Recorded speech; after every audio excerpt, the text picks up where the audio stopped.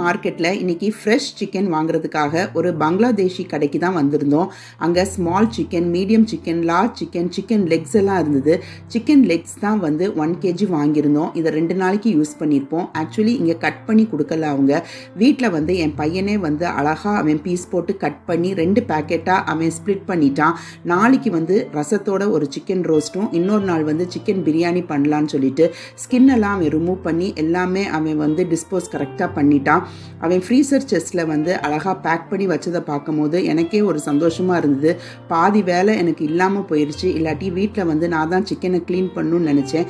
அது மட்டும் இல்லை, அவன் வெட்டின எல்லா கத்தி அந்த பிளாட்ஃபார்மையும் க்ளீன் பண்ணி எனக்கு வந்து அந்த போர்டையும் அவன் எல்லாம் க்ளீன் பண்ணி வாஷ் பண்ணி கொடுத்தது உள்ளபடியே வந்து ரொம்ப சந்தோஷமாக இருந்தது.